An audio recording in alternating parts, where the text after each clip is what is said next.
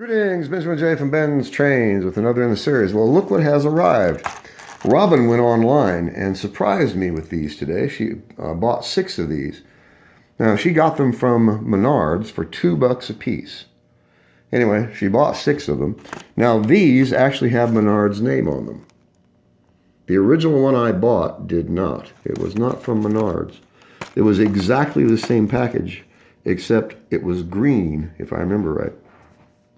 Anyway, I've got 5 of them here. I've already started modification on one, so I thought I'd do a quick video on this. That transition car I built the other day.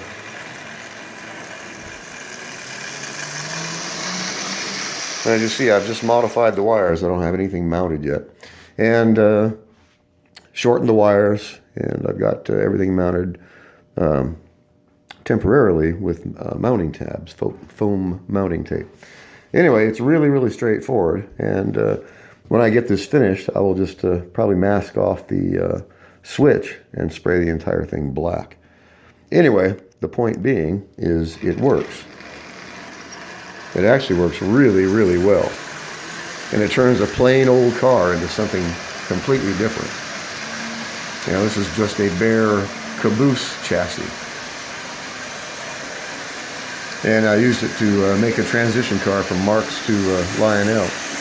And just by adding those 2 simple plastic spotlights, changed the look of the car completely. So it actually works. It works quite well. It's a lot of different uses for these things, and they're running on 2 Penlight batteries.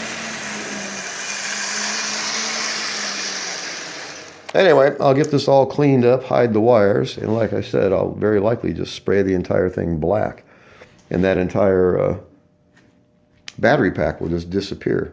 So it's going to be interesting. Of course, you could always disguise it as a generator.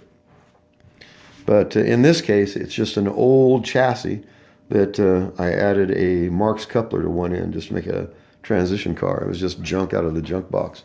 I used that first rivet from Hobby Lobby to put the truck on with. Anyway, it works. It's simple. It's really cheap.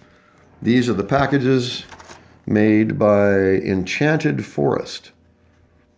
Anyway, it's really cheap, $2. As you see, it's bright. It's really simple to do this. Lots of different applications. You could put it on buildings. The nice thing about it, of course, is it allows you to light cars without having to add a contactor to them, which is a major pain. It's quite an undertaking. In this case, you can have one of these modified in about, I don't know, 20 minutes, half an hour, something like that. Just route out how you're going to hide the wires and cut the wires, splice them back together, and you're up and running. Like I said, a light coat of black paint. And one of the interesting things about this is that it has a external power jack. So you could actually plug this into a transformer and have this sitting on a siding with no batteries in it at all, and have a lighted car. It costs you $2.